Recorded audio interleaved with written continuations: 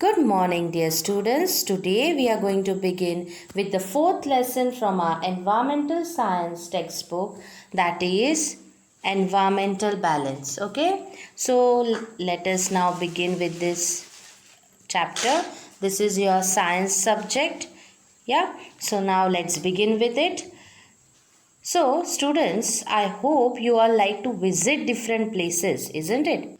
So whenever you are visiting certain place, you may see variety in that place. Yes, but nowadays due to the pandemic we are unable to visit, but earlier you might have visited many of the places.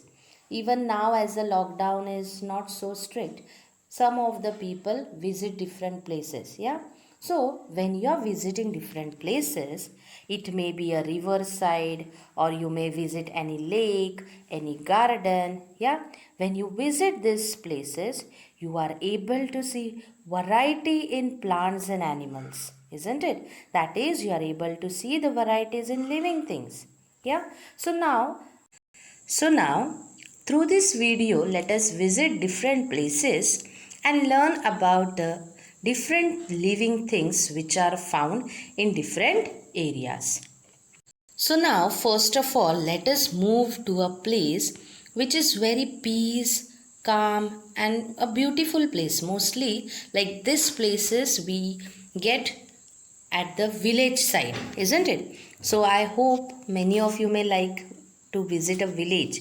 Yeah, because our city life is crowded with the vehicles, with the people, so there is a lot of pollution, but we like to visit villages or because that is a silent and a calm and peaceful places. Yeah, so now let's move on. So see here, I have selected a picture here. Suppose this is a very beautiful village and it's really beautiful, you can see through the image. Yeah, so in this picture you are able to see lotus. Yeah, so there are many lotus present in the water there. Even little far away you can see a cow which is grazing there. Yes, then under the tree you are able to see some of the fruits. Yeah, or some shells. Even sometimes you are able to see the fallen feathers of the birds, and also you are able to see the traces or the animal tracks. That means here you can see in this picture, here you are able to see the footprints of animals. This tells us that an animals have just passed from there or might have been passed from there. Now suppose in the same village at some places you can see cow dung fallen down or you can see the droppings of birds. Yeah, isn't it? So these are the many things which we were able to see in this particular village. Yeah, we saw the cow dung, droppings of birds, animal tracks, even the feathers, fallen feathers of the birds. We have seen the fruits or shells which were fallen down, and we saw the cow which was grazing, and also we had seen different lotus which was present in the water. This all shows us the variety in plants as well as in animals. Yeah, we saw just cow in this picture. Did you see any other animal in this picture? No, but from the traces of the legs of animal or from the cow dung or droppings of the birds, we can understand that there was presence of this animal in this area, isn't it? Now let's move on to the next place which we all like, that is garden.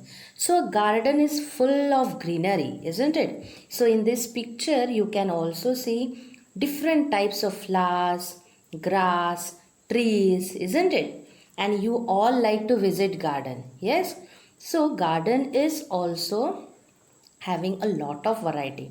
Even in the picture you can see a pond which has lotus in it.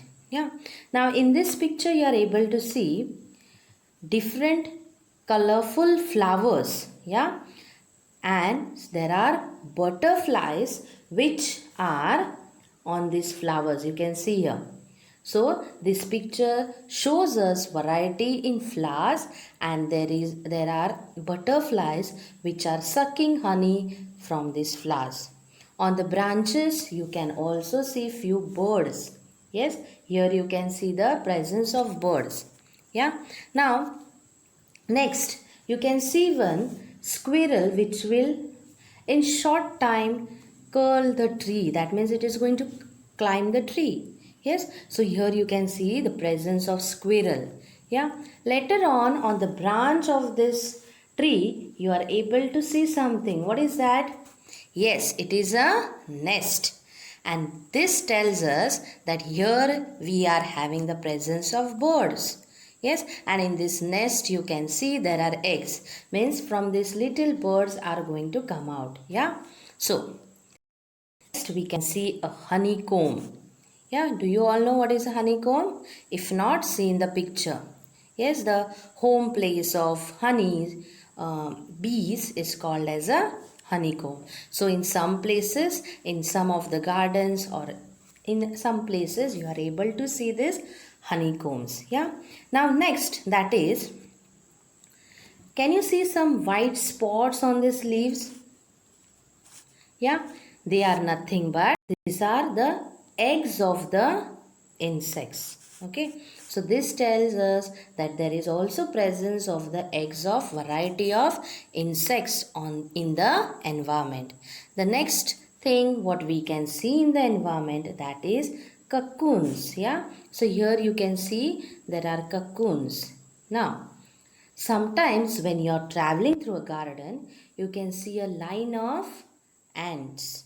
Where is this ants going? They may be going, they are collecting food and going back to the ant hill. Yeah, so students, when we visit different places, we are able to see variety in living things, isn't it? And sometimes animals may not be present there, but from the fallen things or from the droplets or from the prints or tracks of their legs, we can understand that there was the presence of animals. Now there are some living things which are not visible for our eyes, that are microorganisms. Yeah, so microorganisms are also present in the environment. Yes, you all know what are microorganisms. The tiny particles which are not visible with our naked eyes are called as microorganism. Yes, so the microorganisms are present in land, in air. Yes, so everywhere microorganisms are present. So these microorganisms are also a part of living things. Yeah, now from these places we came to know that there is variety in plants as well as in animals. And always we can't see the presence of animals there, but students, from the fallen things we come to know that there was the presence of animals. Okay, sometimes we see that animals there, yeah, or sometimes we cannot see, but when you see the cow dung at that place, you can identify that the animal has just passed away from here. Okay, so this tells us that when we move to different places, we can see variety in living things. So students, the variety we see in all the living things that belong to a particular area is called the biodiversity of that place. So now, how can we understand about this biodiversity? So to study the biodiversity of that particular place, scientists make a large number of observations. Means they go through variety of observation, very keen observation, careful observation they have to do, and then only they come to know the biodiversity of that particular place. Now how do they make this observation?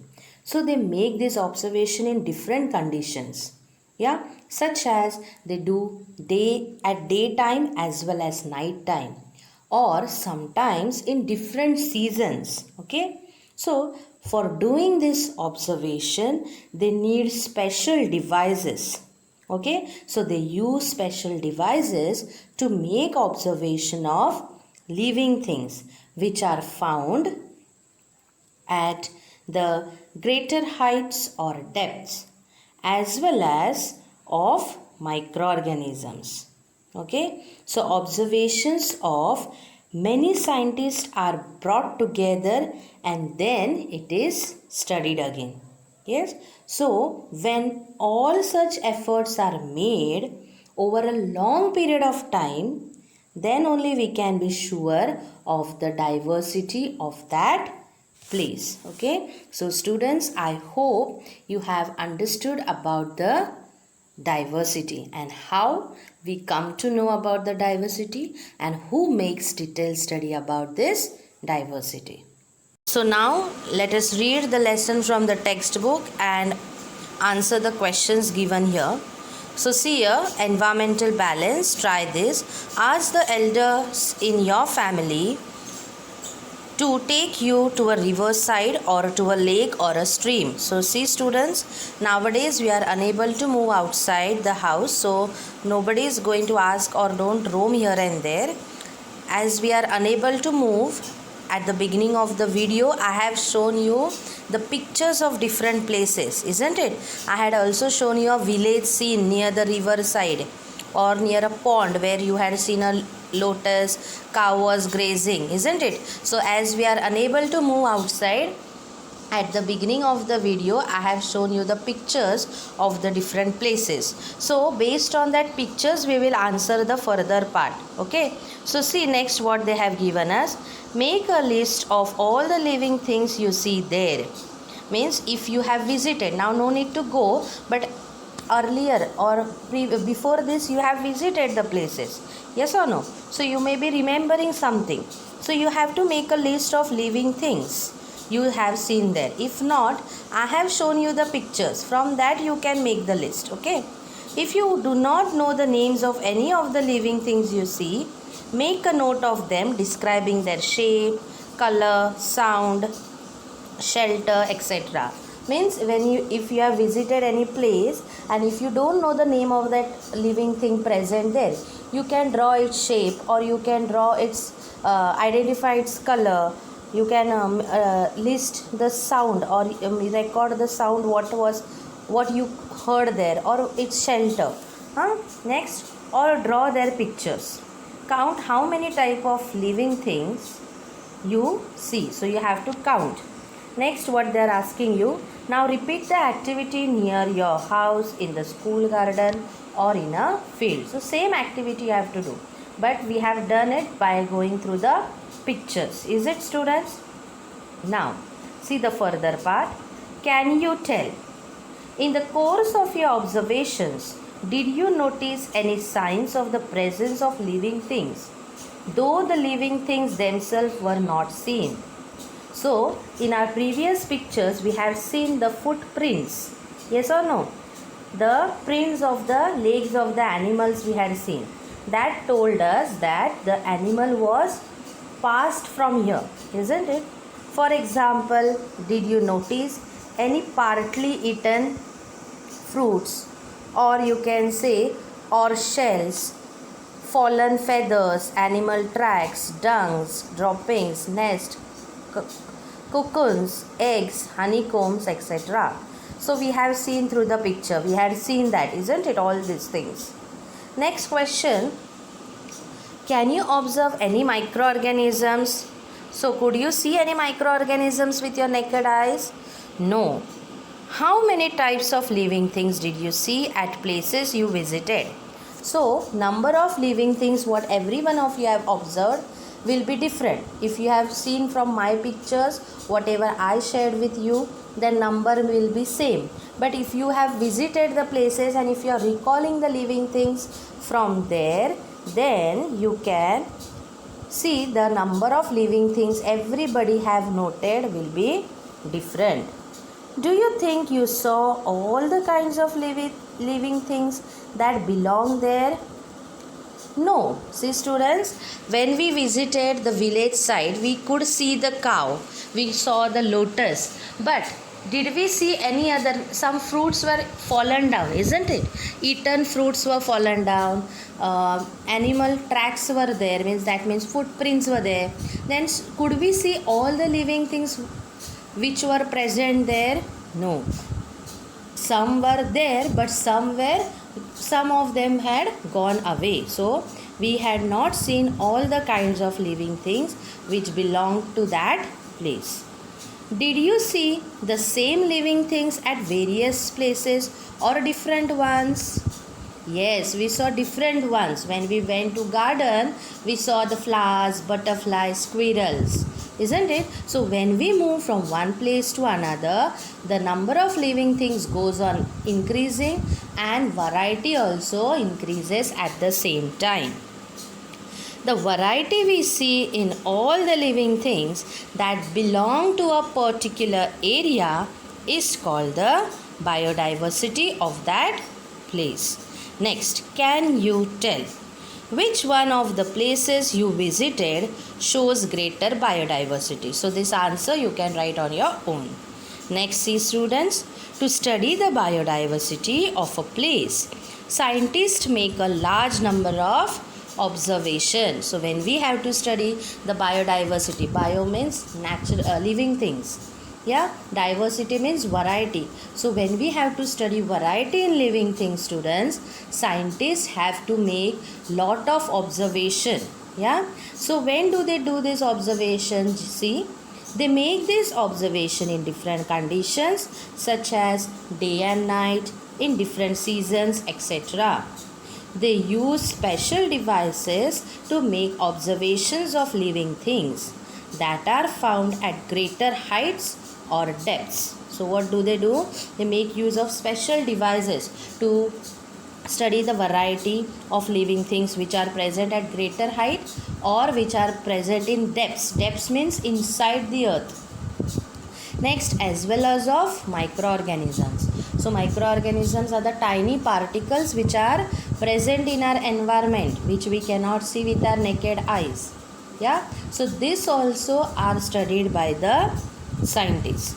Observations of many scientists are brought together and studied again. So many scientists do observation on their own, and then all this observation is brought together, and then all this observation is studied.